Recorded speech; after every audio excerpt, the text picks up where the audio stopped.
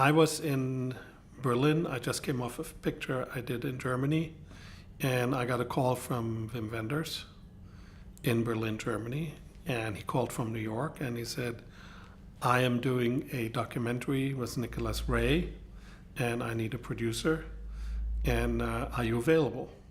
And I said, sure. Said, do you have anything? Do you have a proposal? Do you have a script? Is there any material that you can send me so I can look at it? He said, no. I said, well, when do you plan to start this film? And he said, well, I'm in New York and you have to come right away. And so 2 days later, I got on a plane. I went to New York and took a taxi cab from the airport to Nick Ray's loft. And that's how I met Nicholas Ray. Once I came to New York, everything became quite obvious. And then we sat down and we talked about it, them and I, of what he intended to do. And Nick was there. He was in the loft. It was an open loft. And Nick was obviously ill, and he was lying in bed. And Wim and I, we talked about his plan, which at the time did not go much beyond that Nick wished to make a film while he was dying. So he wanted to die being involved in the making of a film. And so Wim tried to find a way to accommodate his wish. I think he was sick for a long time, but I think cancer was probably in the last phase of his illness. Before that, he taught at Binghamton College. Yes, I met Nick in May 1971. He was speaking at Harper College, giving a lecture, and I had just returned from Washington, D.C., where there were big demonstrations. You know, thousands of people were arrested in civil disobedience against the Vietnam War, and so when I returned to Harper College, and Nick gave his lecture, he says, was anybody in the audience in Washington at those demonstrations, because it was in the news? And I raised my hand. I was the only one. And he said, well, will you come up here and tell the audience, tell these students, and there were about 300, what it was like, you know, what the experience was. And I was terrified, but it was fresh on my mind of what happened. So I was able to, you know, tell everybody what, you know, what happened in Washington. And Nick then said to the audience, now this is an example of acting. And I didn't know what he was talking about. Relating an experience is a form of acting. Nick said the only way to teach filmmaking is to make a film. And so he combined what were 3 classes of students. Nick developed this project, and he invited students to write stories of their own experiences. And so I wrote about my conflicts with my father, and he somehow turned that into scenes for the movie. And that's how I began, you know, studying with him. And he was directing me from the moment I first met him, you know, that day in May 1971. Well, Tom Farrell, I met in Nick's loft, and he was introduced to me. This is Tom, and Tom was one of his students. Nick had started to work with him on a film called We Can't Go Home Again. It was not an experimental film.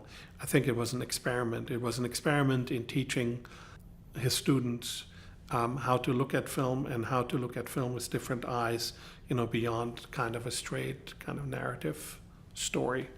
And yes, he was experimenting. He was experimenting with multiple images, double images in multiple screens, multiple, you know, picture in picture on the screen.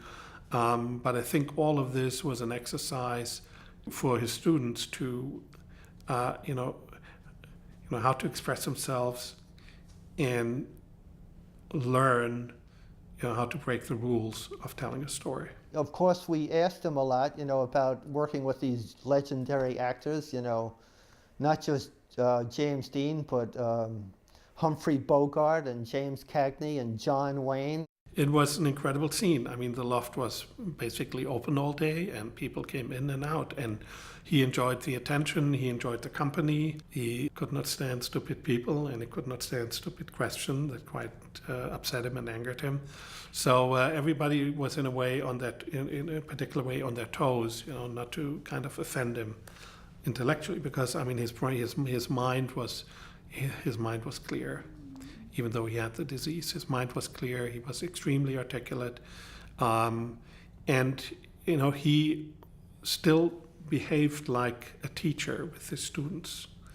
He wanted to make sure, that's the way it looked to me and felt, that you know he gave them something that they could take into their lives once he was gone, and that was an interesting way of dealing with his severe illness. He referred to his past work, and of course he made great films, and he was very proud of his films.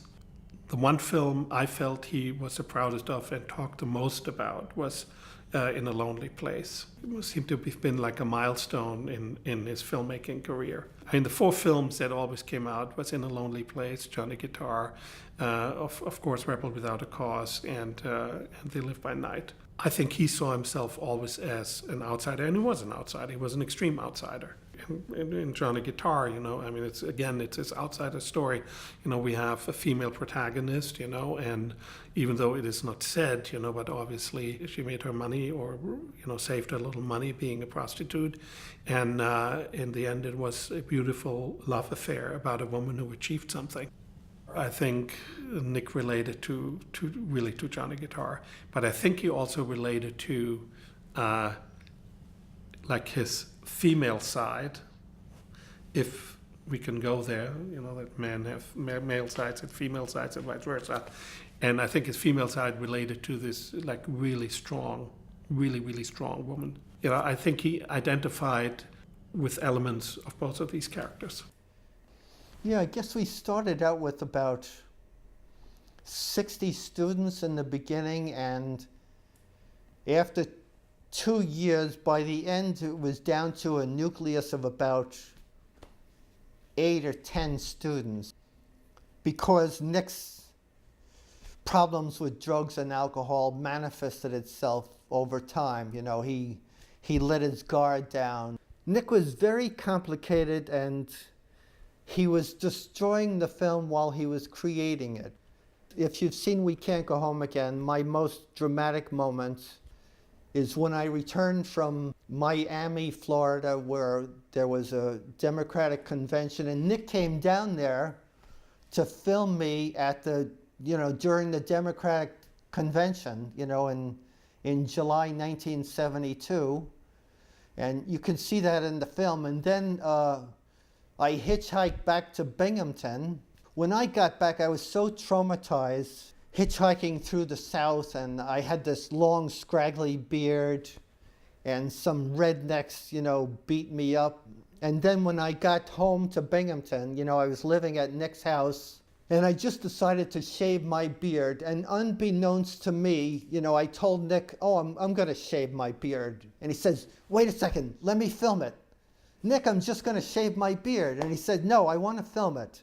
And he had a sense that there was a dramatic moment there. And it surprised me also. And when I shaved my beard and looked in the mirror, and I started getting rid of this 1 year growth of beard, I was shocked. I was shocked to see my naked face again, and started crying. But Nick had an inkling that there would be a dramatic moment, and I'm grateful to him, because I think that was the first time I felt I understood what acting was, because Nick somehow got me to a place where I surprised myself by what I did. So I'm forever grateful to Nick. I think it was a classic, teacher, and it was not only a teacher. He was a very charismatic man. Even, at the later stage in his life, when he was ill and when we made this film, he was not to forget, you have a great charmer, so you have to be as a director. And he really enjoyed, leaving something behind with these people, with these students. And in my opinion, he not only did this with his students, he did this, for the rest of the world with, certainly a lot of his films that he left behind. And for me, it was a terrific experience to work with a director of Nick Ray's stature. It also gave me enormous confidence that I felt as a young producer I was on the right path in my sense of independence and in my sense of trying to make films that I'm really interested in, that I think that might be important, that might say something. And to me, that was the biggest and the most important lesson.